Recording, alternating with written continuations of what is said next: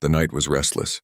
Rain slid down the city's steel and glass towers like veins of silver, pooling in the gutters, splashing against cracked sidewalks. Car horns blared in the distance, muffled by the storm, while neon signs buzzed and flickered, painting the wet pavement in pinks, blues, and greens. Restaurants and boutiques lined the busy street, each window glowing like a portal into another world, warm and golden, filled with laughter, music, and people who had never known hunger. Just beyond those doors, plates of sizzling steak were placed on polished tables. Champagne bottles popped like fireworks, and the air smelled of garlic, butter, and wealth. But outside, just a few feet away, the world was unrecognizable. In the shadows of a doorway, shielded poorly from the storm by nothing more than a torn blanket, sat a woman. Her hair was damp, sticking to her forehead. Her clothes, once neatly stitched, were frayed and darkened with rain. Her shoes, mismatched and worn thin, squished with each shift of her weight. She held a small bag close to her chest, the only possession she had left, the remnants of a life long gone. Her name was Maria. To most who passed her, she was invisible. Just another shape on the sidewalk. Just another reminder of a problem they pretended didn't exist. The crowd streamed past her, umbrellas tilted, conversations loud with confidence. No one looked down.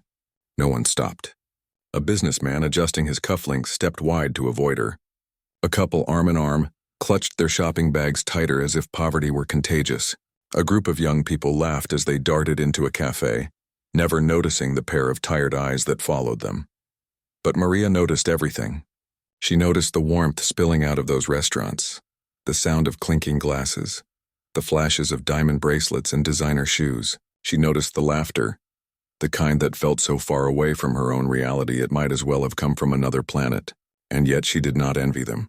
Not anymore. Envy required energy, and all she had left was survival. Her stomach growled quietly, but she pulled the blanket tighter instead of searching for food. Tonight, she told herself, wasn't about hunger. Tonight was about endurance, about lasting until morning. She tilted her face toward the rain, letting the drops wash away the salt of dried tears. A bus roared by, sending a wave of filthy water over her feet. She didn't flinch. She had long stopped reacting to the city's cruelties. Pain, cold, hunger. These were constants now. What hurt most wasn't her empty stomach or her soaked clothes. What hurt was the invisibility. The way the world had decided she no longer mattered. But the world was wrong, because in that same street, beneath the same rain, a story was about to begin. A story that would remind everyone watching that courage does not wear silk gowns or $1,000 suits. It does not step out of luxury cars or dine under golden chandeliers. Courage lives in the hearts of those who have nothing left but still choose to give everything, and tonight on a street slick with rain and shadows, courage would reveal itself in the most unexpected way. The narrator's voice deepens, carrying the weight of foreshadowed truth. In a world where kindness is overlooked, sometimes the most unexpected hero emerges. A woman society had forgotten, standing invisible in the rain, would soon do something that no one else dared to do. And her Axmal, selfless and powerful, would change everything. The camera pulls back. Neon reflections dance in the puddles. Cars sweep by with careless speed, and Maria sits quietly, shivering beneath her torn blanket. She is unseen. She is unwanted, but destiny is watching. And before the night is over, the world will know her name. Maria shifted against the cold stone of the doorway, her blanket clinging damply to her shoulders. The rain had slowed to a drizzle now, but the air was still heavy, carrying the metallic bite of the city's concrete and exhaust. Every breath misted before her, a faint cloud in the neon glow. She pulled her knees closer to her chest, trying to make herself smaller, warmer, invisible. She was used to it, being unseen. That was the part of homelessness no one ever told you about. Not just the hunger, not just the ache in your bones from sleeping on hard surfaces, but the invisibility. The way eyes slid past you like you were nothing more than an inconvenient shadow. But Maria had once been visible. She had once been someone's daughter, someone's wife, someone's mother. Years ago, before the gray streaked her hair and the lines etched into her face, Maria had a home filled with the smell of cooking, laughter, and music. She had worked as an assistant at a law office, steady hours, steady pay. It wasn't glamorous, but it was stable. She used to walk home each evening with groceries tucked under her arm, humming to herself as she planned dinner for her family.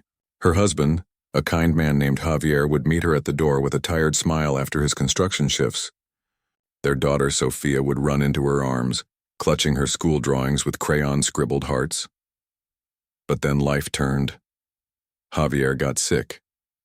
It started as coughing, then fatigue, then the hospital visits. Weeks stretched into months, and medical bills piled higher than Maria's paychecks could cover. She worked double shifts, sold jewelry, even let go of her wedding dress for a fraction of its worth. Nothing was enough. By the time Javier passed, the savings were gone, and the law firm where she worked had cut staff. Maria was one of the first let go. The eviction notice came soon after. Sofia was only 16 then, too young to carry the weight of poverty, but old enough to see it in her mother's eyes. Maria sent her to live with her aunt in another state, desperate to shield her daughter from the streets. It was the hardest decision she had ever made. Watching Sofia cry as she boarded that bus, Maria felt her heart tear in two. That was 3 years ago. Since then, Maria had wandered these same city blocks, a ghost in the neon. She picked coins from sidewalk cracks, collected bottles to trade for nickels, and searched trash bins behind bakeries for half-eaten pastries. Some days she ate, some days she didn't, and yet despite everything, she held on to one thing: her manners. She never begged aggressively, never shouted or grabbed at sleeves. When she asked, her voice was soft. "Excuse me, sir. Ma'am, could you spare some change?" Most ignored her. Some frowned, muttering insults under their breath. But Maria always whispered thank you, whether they gave or not. Gratitude cost nothing, and it kept her humanity alive. Tonight she had managed to collect a handful of coins from the sidewalk, enough for maybe a coffee if the barista was kind. She rolled them in her palm, the metal cold against her skin, and thought of how warm Sofia's hand used to feel when she held it walking to school. Her stomach twisted, but hunger wasn't the only ache inside her. It was loneliness. She missed conversation, the kind that wasn't about survival. She missed the sound of her name spoken with love. She missed birthdays, laughter, ordinary mornings with coffee brewing in the kitchen. The rain-soaked blanket around her shoulders felt like a cruel substitute for the arms that once held her.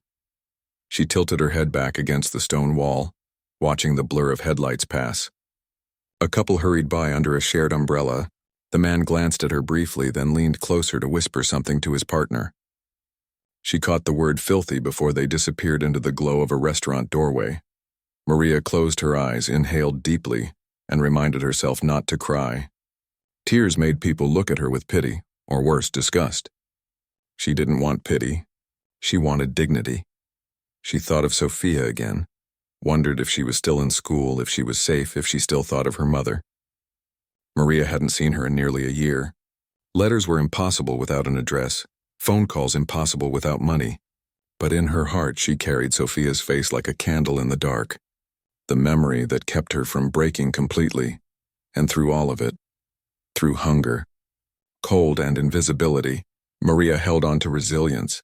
Every morning she rose, even after sleepless nights. Every day she searched for scraps with the quiet determination of someone who refused to vanish entirely. She hummed songs sometimes softly, the ones Sofia used to love, as if singing could weave her broken pieces together again. Her thoughts drifted now as she hugged her knees tighter. Tomorrow, she told herself. Tomorrow might be better. Tomorrow I might find work, a shelter bed, something. It was a lie she had repeated so often it almost sounded like truth. The city pulsed around her, bright lights, busy footsteps, laughter spilling from bars. To the world she was invisible. But Maria knew one thing, buried deep beneath her scars. Her story wasn't finished yet. Because even in the darkest rain, she carried a spark of humanity, and soon, that spark was about to ignite a fire the whole world would see. The rain had slowed to a mist, leaving the streets slick with reflections of neon signs and headlights. It was evening rush hour, the hour when the city seemed to pulse at its loudest. Taxis honked impatiently at clogged intersections. Pedestrians surged forward in restless waves, umbrellas colliding like shields in battle. Shop windows glowed with the warm promises of new shoes, jewelry, gadgets, and expensive dinners, their displays glistening from the rain. Families walked arm in arm, couples darted into cafes, children tugged at sleeves, whining for candy or toys. Maria sat curled near the corner of an electronics store, her blanket pulled tight, watching the parade of lives that seemed so far removed from hers. The smell of roasted chestnuts from a nearby street vendor drifted toward her, taunting her empty stomach. She rubbed her hands together, trying to ignore the hunger, her eyes following the streams of people rushing past. That's when she saw her, a little girl, no older than 6, wearing a yellow raincoat with cartoon ducks splashed across it. Her pigtails bobbed as she moved, her small hands gripping a toy doll that dangled from one arm. Her parents trailed behind her, busy, distracted. The mother scrolled on her phone, lips moving as she argued with someone through her earbuds. The father glanced at his watch, his briefcase bouncing at his side as he muttered about traffic. The child tugged at them once, twice, trying to get their attention, but they didn't look down. And then, just as the crowd surged toward the crosswalk at the changing light, the doll slipped from her hand. It tumbled to the ground, landing in a shallow puddle. The little girl gasped, broke free from the crowd, and darted after it. "Wait!" Maria whispered sharply, though no one heard her. The girl crouched, grabbed the doll, and hugged it to her chest. But as she turned, another toy, a small plastic ball that must have fallen from her coat pocket, rolled further, bouncing toward the curb. Her eyes lit up in determination. Without hesitation, she chased it, and the world seemed to slow. The ball rolled off the curb and into the street. Tires hissed against wet asphalt as cars surged forward with the green light. The child, clutching her doll with one hand, darted after the ball with the other. Her parents were still at the edge of the crowd, oblivious. The father adjusted his briefcase strap. The mother laughed bitterly into her phone. Maria's heart stopped. From her spot on the corner, she saw what no one else seemed to see.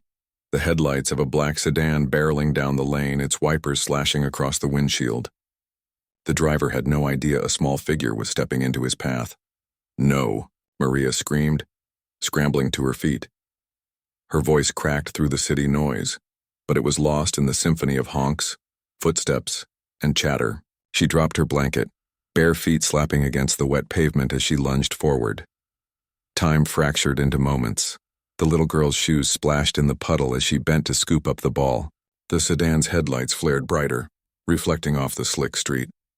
Maria's pulse roared in her ears like thunder. Each step felt like she was wading through water, slow, heavy, agonizing.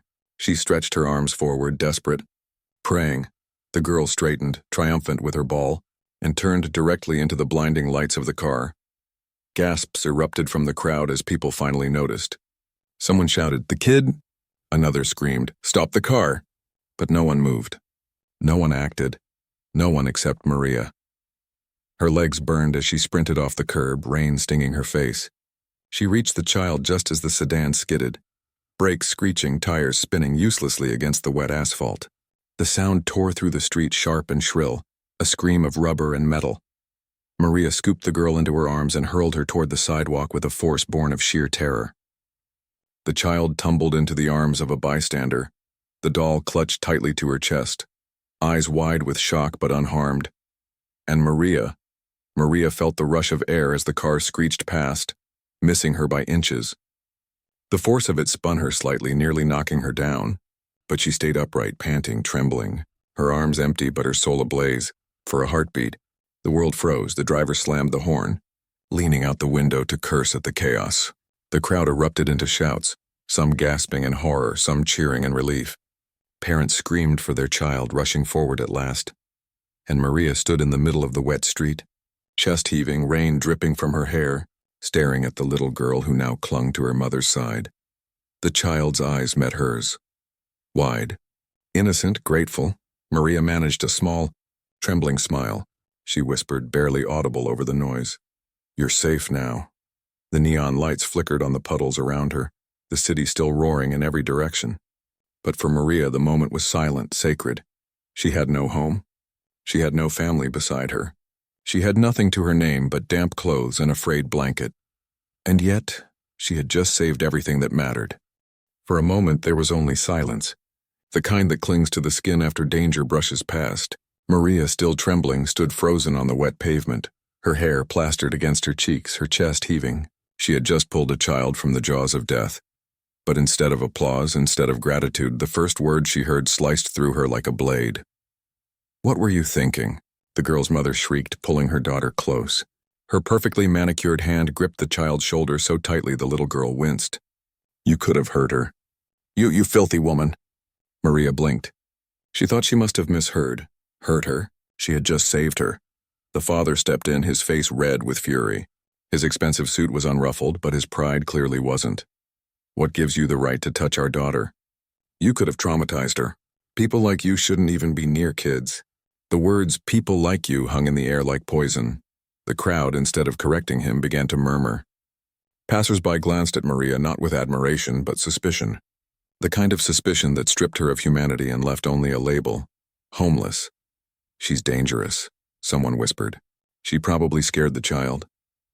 Just another beggar looking for attention. Maria's throat tightened. Her lips parted, trying to form words, but they came out shaky, fragile. I was only trying to help. The car... But her words were drowned by another voice, louder, sharper. From the back of the crowd stepped a man in a tailored coat, his gold watch flashing under the streetlight. He looked Maria up and down with disdain. This is why the city should do something about these people. Wandering the streets, filthy, unpredictable. Who knows what diseases they carry?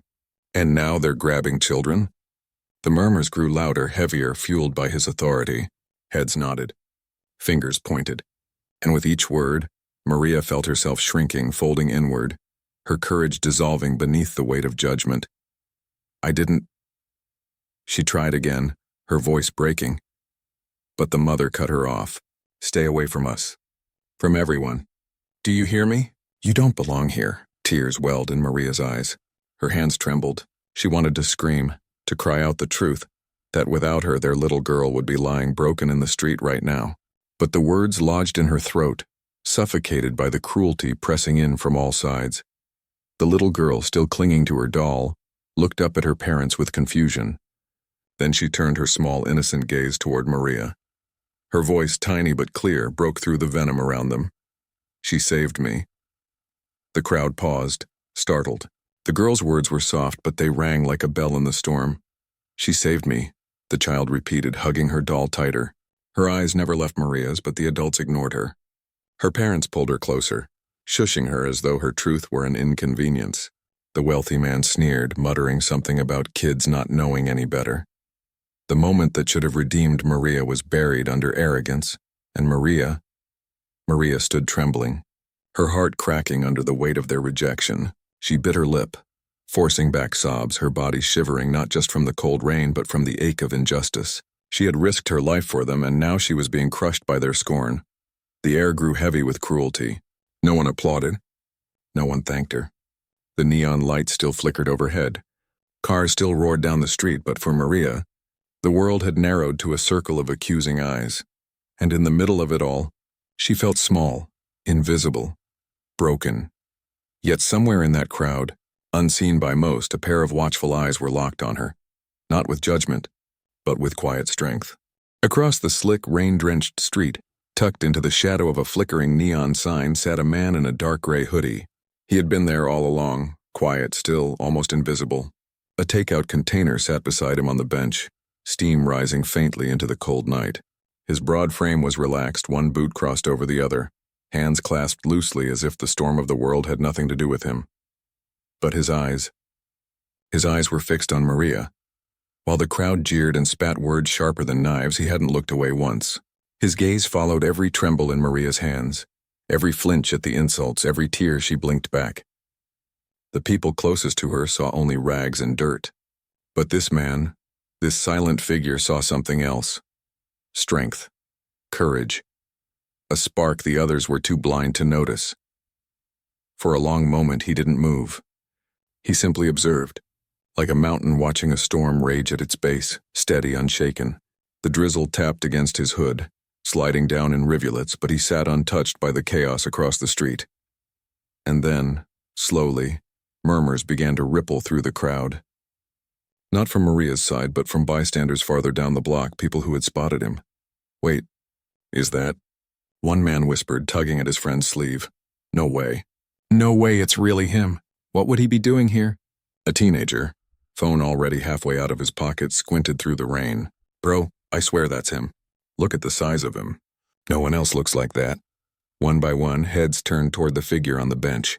Their cruel entertainment with Maria faltered, curiosity tugging them in a new direction. The air seemed to shift, anticipation coiling tighter like the pause before thunder cracks the sky. The man uncrossed his boots. The sound of sole against wet concrete was soft, but in the hushed moment it echoed like a drum. He leaned forward, elbows on his knees, and let out a slow breath. Then he stood. The hoodie shifted as he rose, fabric stretching over a body built like stone.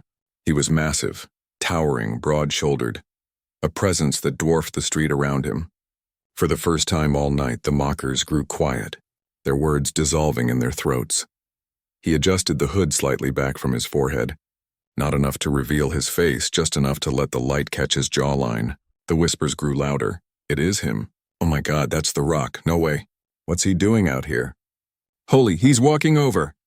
The man didn't rush. Each step was deliberate, measured, his boots splashing softly in the rain-pooled pavement. But there was a power in that slow stride, a gravity that pulled every gaze toward him. The crowd parted slightly, instinctively, as if the storm itself had decided to make room. Maria, still trembling under the accusations, hadn't noticed him yet. She kept her eyes down, staring at the puddle gathering near her shoes, shoulders curling inward.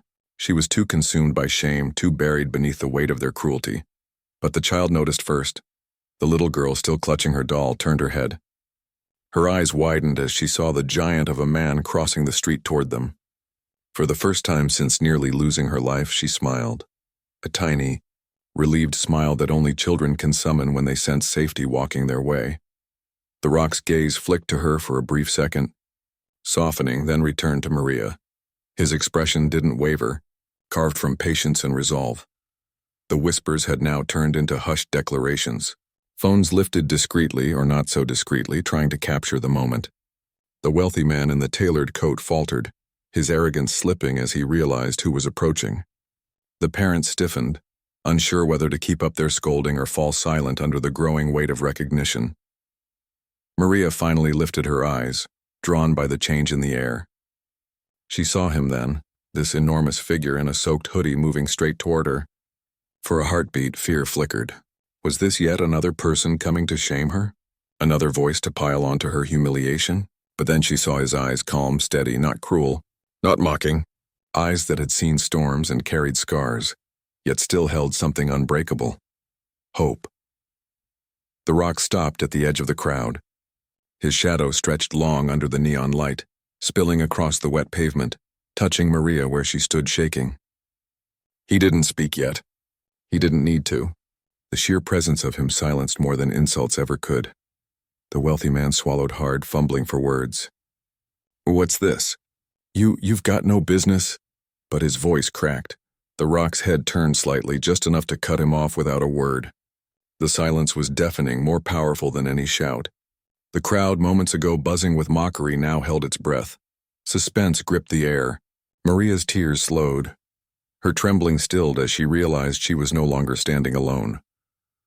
Something was about to happen, something no one on that street would ever forget. The silence on the street grew so heavy it was almost suffocating. Rain tapped against pavement. Neon lights buzzed overhead, but no one dared speak. All eyes were locked on the massive figure who had crossed the street with unshakable calm. Then, with one slow, deliberate motion, the man reached up and pushed back the hood. Gasps ripped through the crowd like a wave. It's him. Oh my God. It's The Rock. Dwayne Johnson. It's really him. Phones shut up instantly, screens glowing through the misty rain. People who had mocked Maria seconds ago now stumbled over each other to capture the moment. A few mouths hung open in disbelief, as if they couldn't trust their own eyes. Dwayne, The Rock Johnson, stood tall under the neon glow, water dripping from his short-cropped hair, his face calm yet unyielding. His broad chest rose slowly with each breath, his expression carved in a blend of strength and compassion. And then, he moved. He stepped forward until he was standing directly in front of Maria, his enormous frame shielding her from the crowd. She looked up at him, stunned, her lips trembling as she whispered, You came?" The Rock glanced down at her with a warmth that cut through the cold rain. "I've been here the whole time," he said gently, watching. Then he turned, his gaze sweeping across the sea of faces, piercing through arrogance, shame, and guilt alike. His voice, when it came, was deep and steady. Enough. The single word echoed, bouncing off the wet walls of the street. The crowd froze, as if time itself had stopped. He let the silence hang, letting everyone feel the weight of their cruelty. And then, with controlled power, he began. "I grew up with nothing," The Rock said, his voice carrying like thunder. "There were nights my mom and I didn't know if we'd have a roof over our heads. We lived paycheck to paycheck. And one day, even that paycheck was gone. We were evicted. We had $7 left to our name, 7. The crowd shifted uncomfortably. His words weren't a Hollywood script. They were raw, real, and every syllable was drenched in truth. "I know what it's like to feel invisible," he continued. "To be judged because of the clothes you wear, the car you don't drive, or the home you don't have.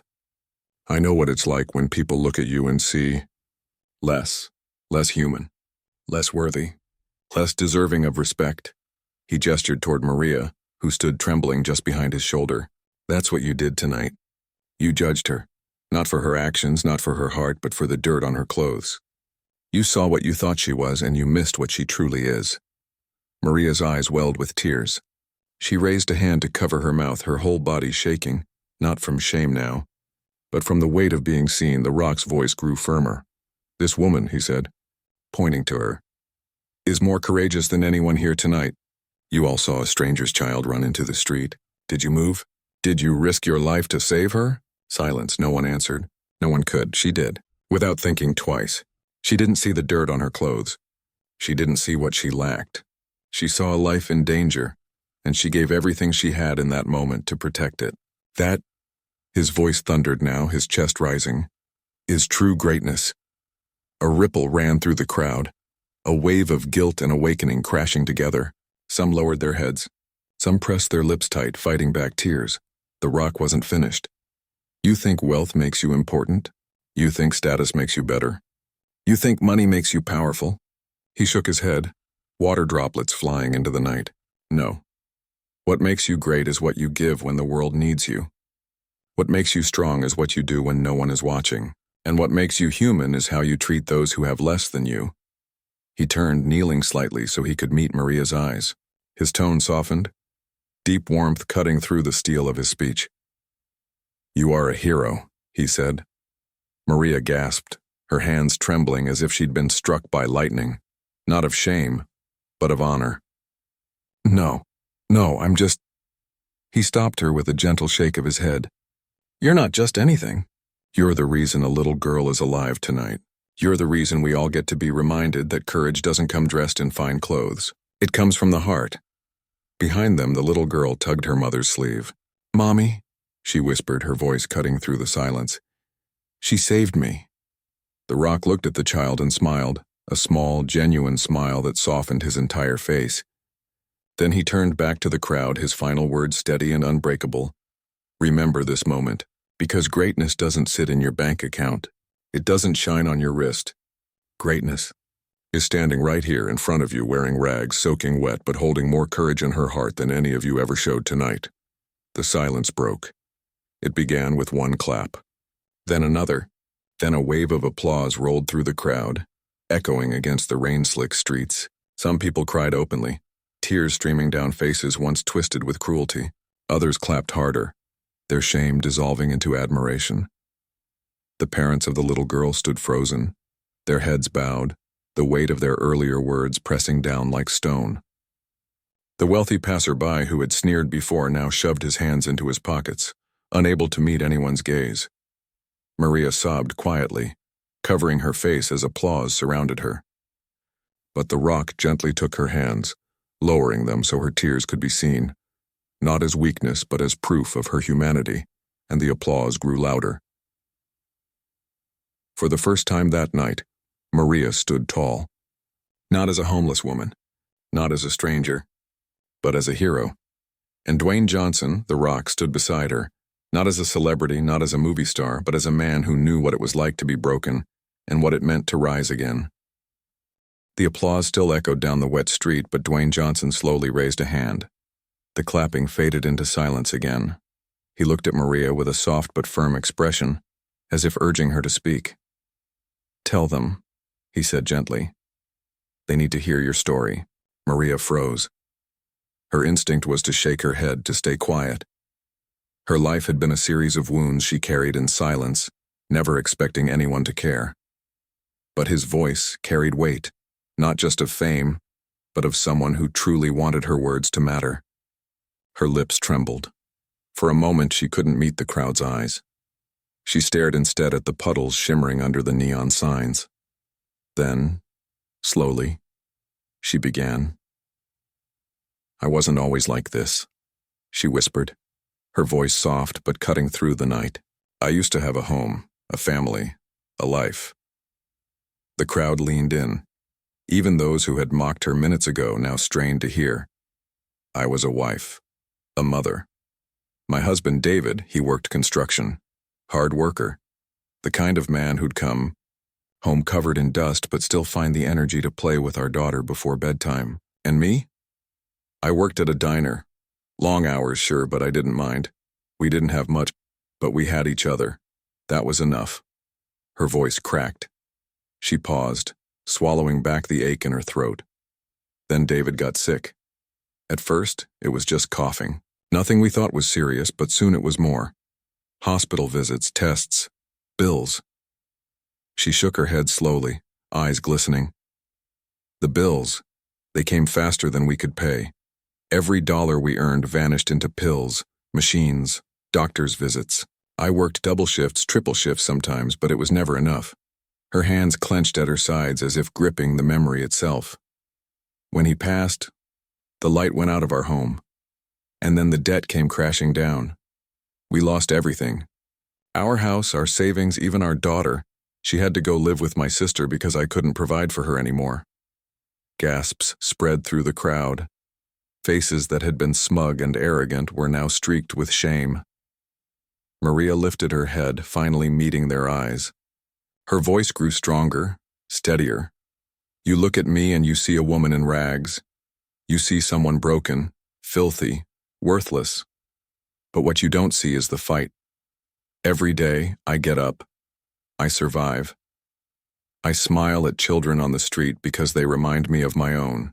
I share what little I have because I know what it feels like to have nothing, and tonight, she paused, her lips trembling as fresh tears rolled down her cheeks. Tonight, I couldn't save my husband, but I could save her, that little girl. No one should feel forgotten. Silence swallowed the street. Not the cruel silence from before, but a reverent one. The little girl tugged at her mother's sleeve again. Mommy, she whispered loudly enough for all to hear. She's a hero. The words pierced the air like sunlight breaking through storm clouds. People in the crowd wiped at their eyes. A woman near the front whispered, I'm sorry, though Maria wasn't sure if it was to her or to herself. A man who had recorded earlier lowered his phone, guilt painted across his face. And The Rock.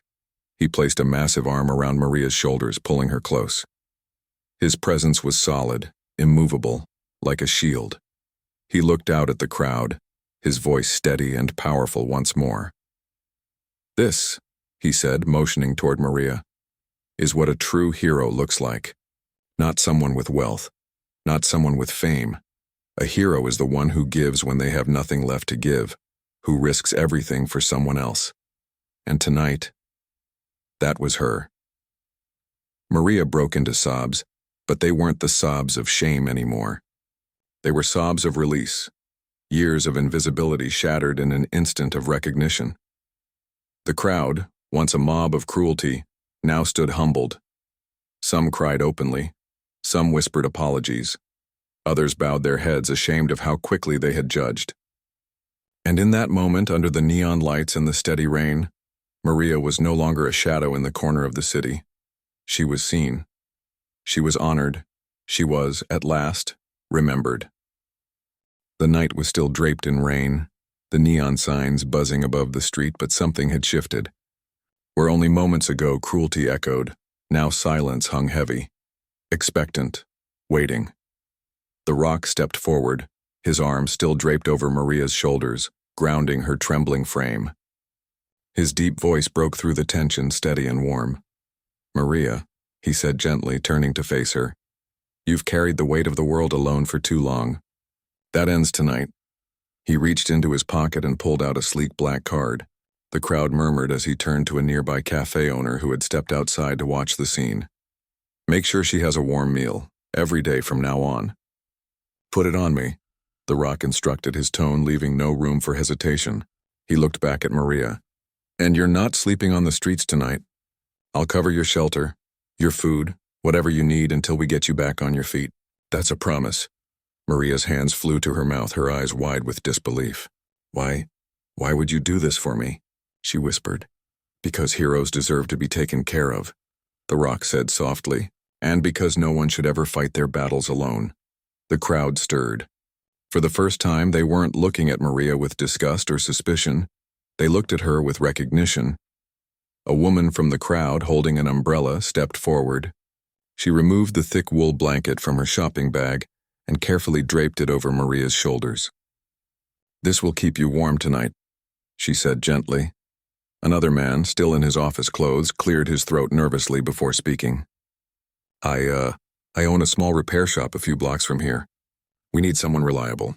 If you're willing, I can give you a job. It's not glamorous, but it's honest work." Maria's lips trembled. Her eyes darted between him and The Rock as if afraid this was some cruel trick. "It's real," The Rock reassured her with a nod. "Take it, you've earned it." Then slowly, one by one, others in the crowd began to step forward. A teenager removed his hoodie and handed it to Maria. "It's my favorite, but you need it more." A mother pressed a bag of groceries into her arms. "These are for you." A man placed folded bills in her hand, whispering, "I'm sorry for what I said earlier," and then the little girl, the one whose life Maria had saved, broke free from her mother's grip and ran to her. Her tiny arms wrapped tightly around Maria's waist. "Thank you for saving me," the girl said, her voice pure and sincere. Maria froze, then slowly bent down, clutching the child as if she were holding her own daughter again. Tears streamed down her face, but this time, they weren't from shame. They were from healing. The Rock looked around at the gathering crowd, his voice rising above the rain. "Look at what's happening here," he said firmly. "Minutes ago, this street was filled with judgment, with cruelty. And now, look at it. Look at her. One act of kindness, one moment of courage changed everything." He paused, scanning the faces of the humbled onlookers. "This is what unity looks like. This is what compassion can do. We don't need to be rich to help someone. We don't need to be famous. We just need to care." Applause erupted, not the shallow kind, but real, heartfelt clapping that carried warmth. Some cried openly. Some embraced each other. The same street that had once mocked Maria now glowed with something far stronger than neon lights. Human compassion. Maria stood in the center, no longer hunched in the shadows, but lifted by the kindness surrounding her. Her eyes darted to The Rock, her voice breaking. "I don't know how to thank you," she whispered.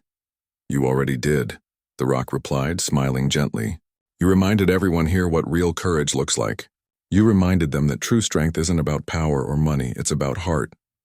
Maria pulled the blanket tighter around her, her body still shaking, but her spirit soaring. The child squeezed her hand. The Rock's words echoed through the night, leaving the crowd transformed. And as the rain slowed to a drizzle, the street that once held cruelty and judgment now radiated with warmth, unity and hope. Maria was no longer invisible. She was no longer just a shadow in the city. She was a hero, seen, honored, and loved.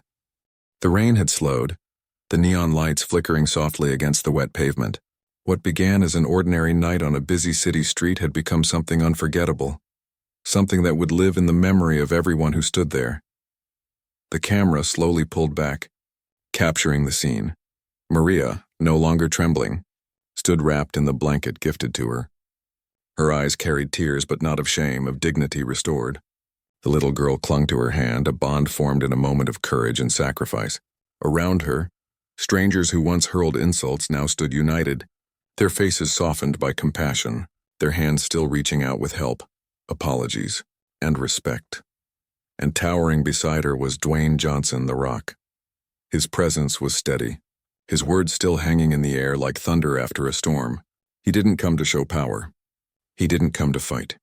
He came to remind the world of something it had forgotten, The strength of the human heart. The narrator's voice rose over gentle, swelling music. That night, the world judged a woman by her clothes, until they saw her courage. Maria gained dignity.